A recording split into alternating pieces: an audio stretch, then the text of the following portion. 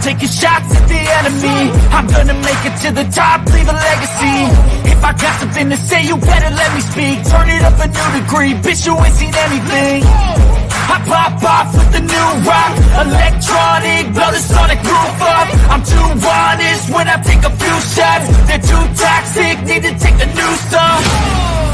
You cannot save me, 'cause I don't need saving.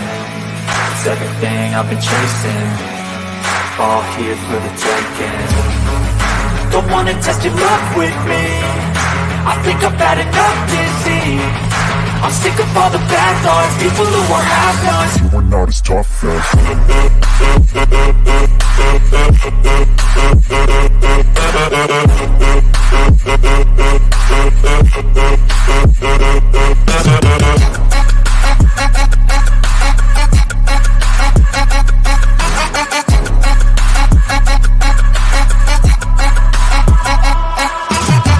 I'm back, you know that I never left. I got tracks and some music that you never guessed. I don't slack, don't lose, learn your lesson yet. When I get to choose what I do, I'm like a weapon. I'm not sharp as many, but got hard. I'm ready to change scars to envy, to win large and plenty. I like to play fast, never change back. Calling out, I'll pay back, 'cause I'm great at that. All right, what's up, everyone? Welcome to another episode of Unscripted. Oh, Jay, it's time again. College football, week 2. We're going to give our predictions, our thoughts, and who we think is going to win these bowl games. Week 1 did not go very well. Week 3, what we're going to do, we're going to tally these up, see how we've done, and we'll begin keeping track of these on the show. But I think I was just a little too disappointed last week, Jay, to do that this week. But hey, like I said, it is what it is. Jay McLovin, what's going on, man? How you doing today? I'm doing well, and I honestly think by proxy of having Stat Guy here, dramatically our numbers will increase. I am with you, my friend. And joining us this week, Preston Reese, a.k.a. Stat Guy. What's going on, man? How you doing?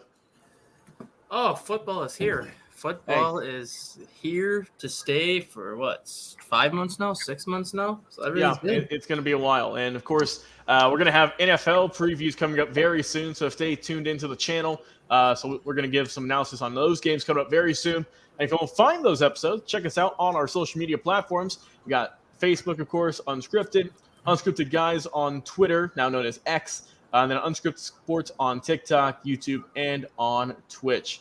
Well, guys, let's go and get into five games last week, 5 games this week. Texas versus Alabama. This is probably the main event, one everyone's looking forward to.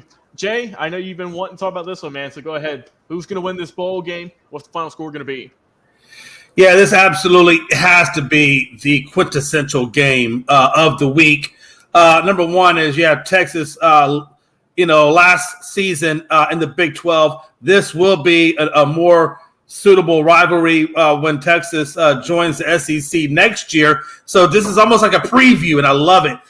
Number 11, Texas versus number 4, Alabama. You know, and everybody knows that Alabama, if Ewers doesn't go down in that game, Alabama would have taken that loss. So this is redemption for Texas. This is redemption for Ewers. He's going back at it. Ewers versus Alabama. I do think this game he stays healthy, and I do think that they win this game to the tune of, oh man, what am I gonna do? I'm gonna say, because it's Alabama, I'm gonna say 35-17. I think Texas blows the doors off of Alabama. I'm gonna make that my hot take this week. So yeah, I got 35-14. It's gonna be Milroe, who is finally designated as an Alabama starter, versus Ewers. I look to see defensive end Ethan Burke for Texas to have a big day for them on the defensive side. And for Alabama on their defensive side, I think Caleb Downs, the safety, is going to have his exponential game versus the wide receivers of Texas. And he's going to have to work really hard to try to stop Ewers from dominating that secondary. So those are my key guys for this game. And once again, do you have it 35-17 or 35-14? Because you 35-17 Texas. Okay. All right, just wanted to double check and make sure. Yeah. All right, Stat Guy, who's winning this ball game here? The SEC, or are you going to go with Texas with the upset? Any other situation, I would go Texas. Okay. But with this game being played in Alabama, This is being played in Texas. I'm pretty sure that game is being played in Texas. It's being played at Bryant-Denny Stadium in Alabama. Last year's game was in Texas. Okay. So that's Bryant-Denny. Okay. All right. I'm sorry. Knowing how difficult it is for any team, let alone a non-conference team, to win at Bryant-Denny Stadium, I'm going with Alabama. But the other thing is, you got to look at how Jalen Milroe played last week for Alabama in his first official game as the new starting quarterback for Alabama. Yes, he only had 194 yards passing. Yes, he only had 48 yards rushing, but he had 5 total touchdowns. And you saw glimpses of what he could do last year when he filled in for Bryce Young during those 2 games.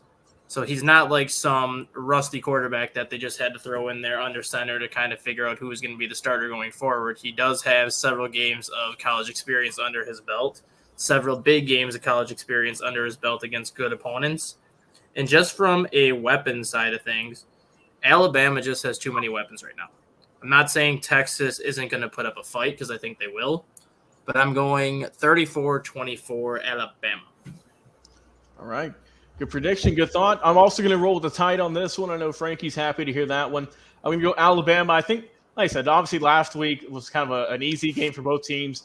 Alabama played, I believe, Middle Tennessee, and Jay, of course, Texas played Rice. So 2 easy games to start off the season. There's not a whole lot you can really judge off of just competition level, but I think that Alabama, I think their defense looked really strong in week 1. I guess I get the competition, but it looked good. Texas, they did come off to a little bit of a slow start. You can't have that this week, Jay. You got to come out the gates firing if you want to win this ball game. So I'm going to go Alabama getting to win this one. Give me Alabama 35 and give me Texas 24. That's my final thoughts on that ball game. I think it's going to be a good one to watch. Number 4 taking up number 11. You're not going to want to miss it this upcoming weekend. Next game we're going to have on our slate, Notre Dame, the Fighting Irish, taking on the Wolfpack with NC State. Dustin, I'll let you start this one off, man. Who's going to win this bowl game? Well, my hot take last week was that Florida State was not only going to beat LSU, but they were going to beat LSU by 2 scores or more. And I also said that Florida State was going to win the ACC. My hot take for this week is Notre Dame is going to be in the college football playoff by the end of the season. Say what you will about Notre Dame. Okay. Say what you will about Notre Dame. Say what you will about Notre Dame's schedule. What is the one thing that Notre Dame has this year that they haven't had in years past? A damn good quarterback in Sam Hartman. Sam Hartman is a 6th-year senior who got another year of eligibility due to COVID, due to having to miss seasons with a knee injury. And Sam Hartman is a legitimate quarterback. He would have been a 3rd-round pick if he entered the draft last year. And now that he came back to Notre Dame this year, he's got a chance to be the 2nd or 3rd quarterback taken in next year's draft. He's got 445 yards passing and 6 touchdowns in 2 games. He's got 0 interceptions. He's completing nearly 80% of his passes. And we all know what Notre Dame's defense is under their head coach, Marcus Freeman. Sam Hartman gives them the X factor that they haven't had in the last couple of years. I'm going 38-14 Notre Dame. All right, Jay McLovin, Fighting Irish. You got the Wolfpack with this one. Yeah, I'm right there with Dustin. I don't know if I'm there with Dustin that they're going to be in the playoffs, but I do know that they're going to beat NC State for sure. I know he had 38-14. I'm about 10 points less. I got 28-14. Notre Dame wins. The Wolfpack beat UConn with their new offense under Brennan Armstrong as quarterback, transfer from Virginia. I think Peyton Wilson led the defense with 10 tackles over UConn. And I mean, it is UConn, so I do got to keep that in perspective. But I agree, and like Dustin said, that Notre Dame Sam Hartman, he impressed over Tennessee State, 14-17 for 196 yards. The yardage wasn't impressive, but the completion percentage was. He did have a rushing touchdown over them as well. So I think the pass and the run game is going to be too much for NC State's Wolfpack defense to overcome. All right, and once again, this game is going to be played on Saturday, September the 9th at noon. Notre Dame goes on the road to take on the NC State Wolfpack. My thoughts on the ball game, I'm going to go with the Notre Dame Fighting Irish winning this one, going with the clean sweep for the panel here. I think, like I said, they have a really good quarterback, something they have not had in recent years. So far, they're off to a good 2-0 start. I think they're going to move to 3-0. NC State, like I said, they had a good win last week. Also, I think the running game looked really strong for them. They averaged, I believe, 200 yards so far. So I think, once again, just got to stop that. But I think overall, Notre Dame is the better team. Give me Notre Dame in this bowl game 32. Give me NC State. I'll go NC State 14. So I think they can get 2 scores on them. I like the running backs for NC State, but I think Notre Dame just in the end will pull away. Another solid matchup here: Texas A&M, the Aggies, taking on the Miami Hurricanes. Jay, who's winning this ball game here between these two teams? Yeah, I definitely got you got number 23 A&M versus the Hurricane. I'm going A&M on this one. I know Miami played great defense versus Miami of Ohio to the tune of 38-3.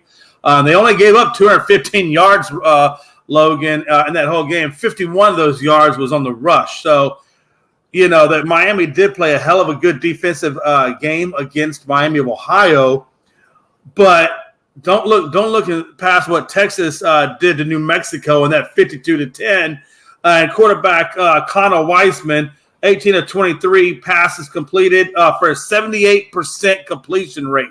That is huge to me. To the fact that he also got 236 yards, 5 touchdowns. I mean, I don't know what more you want from that guy. Last season, Miami lost to A&M 17-9, and I just think A&M is going to pull this one out pretty nicely to the tune of 28-7 over the Hurricane. All right, Dustin, who are we rolling with this game? I'm going with Texas A&M in this one. When you look at last season, Texas A&M was the story of the offseason, mainly because of what they did in the transfer portal, mainly because of the talent that they brought in. And then Jimbo Fisher and his group pretty much fell flat on their face. I think because of that, Jimbo Fisher is on the hot seat this year. I think he needs to have a strong season this year. Otherwise, the clock is going to be ticking on him. And given the way that Connor Weigman performed in that first game, like Jay said, 5 touchdowns, 0 picks, 236 yards passing, Texas A&M has always had the talent. They've always had the same amount of talent as Alabama has had. They've always had the same amount of talent as Georgia and LSU. Biggest difference is coaching. And if Jimbo Fisher can get out of his old ways from the struggles that he had last year and get back to the 2021 version of Jimbo Fisher when that was a top 5 team, Texas A&M is going to be right up there at the end of the year in the SEC. I'm going 31-21 Texas A&M. I think Miami can stay tough for the first half, but I think Texas A&M pulls away late. All right. And here's where we differ. I'm going to go with the U on this one. I got to throw something out there. I need to get my record up, Jay. So I'll go on a win with this one. Go with Miami getting the win in this one. I do think it's going to be a close ball game. I'm going to go with this one being a 3-point game. Let's go. Let me get the Miami Hurricanes 20. I'll go Miami 21, and I'll go with A&M. What is that? 18. Yeah. So 21-18, close ball game. Maybe a late game field goal winner. Who knows? But they battled last year, and it was a low scoring game. So I think we can maybe see some more of that this year. But I think A&M's obviously a really good team. But we have seen some wild stuff happen in college football just in weeks 0 and 1. So this is going to be my kind of one upset I think that I'm going to go with this week. All right, another game here. Ole Miss versus Tulane. Dustin, who you got going with this one? I mean, Tulane's going to be one of those darling teams this year, kind of that, not the Power 5 teams, but the Group of 5 conference teams that's kind of going to be hovering around the top 10 and trying to sneak into the college football playoff conversation at the end of the year. But I don't think they're going to put up any kind of a fight against Ole Miss. You look at what Ole Miss did last weekend. That offense looks impressive under Jackson Dart. Lane Kiffin is a better coach than I think what people gave him credit for until he got to Ole Miss, and now you can kind of see the coach that Lane Kiffin is. And I just think Ole Miss is going to just dominate him start to finish. I'm going 49-17. High-scoring affair and a definite blowout. Jay, you have similar thoughts? Yeah, this is SEC versus ACC. I am going to go with Ole Miss as well, and I'm going to give it 42-14. As my score. Ole Miss destroyed Mercer. Not that Mercer is anything to brag about. Tulane's track record isn't as good against Ole Miss. I think it's like 62-21 for a lifetime.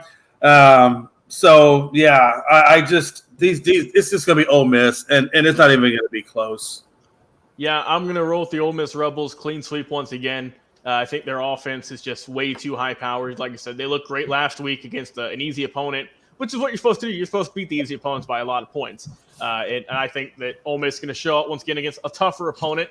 I'm going to go Ole Miss, another high-scoring game. Give me the Rebels 45, and I'll go Tulane getting 10 points up on the board in this one.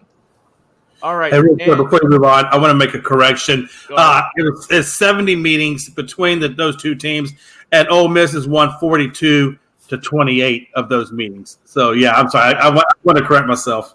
All good, man. All good.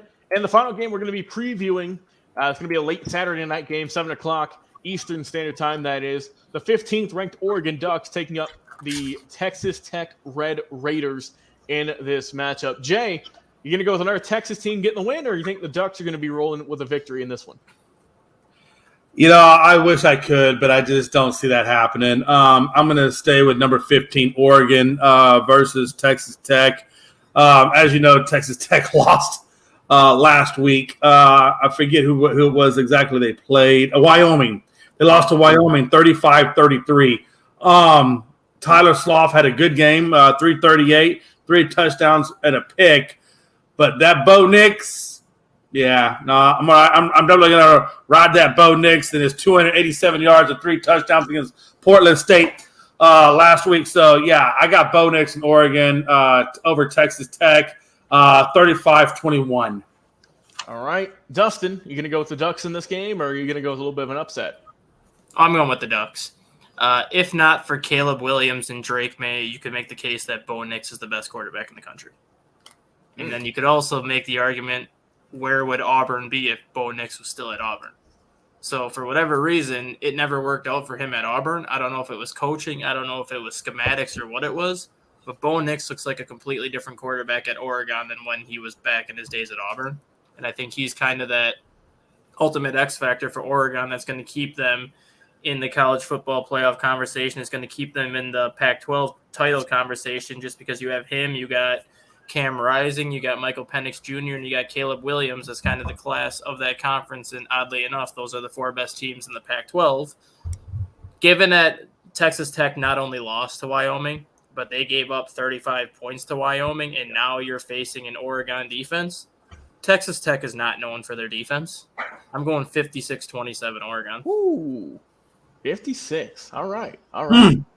I'm also going to go with the Oregon Ducks getting win this ball game. Like you said, I don't know what got into Bo Nix, but once he left Auburn, everyone thought of him as a kind of a middle-of-the-road quarterback. But like you said, once he's gotten to Oregon, and he's really been rolling well. He's looked really good so far this year in early matchups, and I think that's going to continue against Texas Tech. I thought Texas Tech, man, I thought – I didn't know if they were going to be just dominating, but I didn't expect them to lose to Wyoming. I mean, come on. Who saw that coming, really? But, yeah, I got to go with Oregon in this one. I just think they looked a lot sharper. So give me Oregon Ducks and Bo Nix. You can go 42. Give me Texas Tech. We'll go 14. 42-14, final score in that ball game in that one there. All right, guys, that's our 5-game previews for college. And once again, Jay McLovin, Dustin Reese, that guy, we appreciate you coming on. Before we sign off, can I say something? Go right ahead, man. This is for Jay. Oh, okay. And this is a hot take for Jay. Okay. Should I go back to the Texas-Alabama? No, you can go to TCU in Colorado.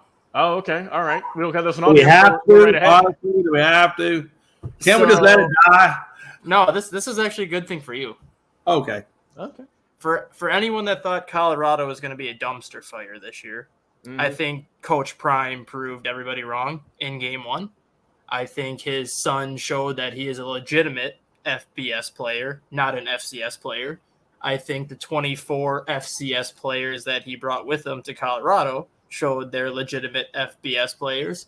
And I think Coach Prime has proven that he is going to be an absolute nightmare to recruit against, knowing that he got Hunter to decommit from both Alabama and Florida State to come with him to Colorado, knowing that he played Hunter on both sides of the ball and he was the team's leading receiver.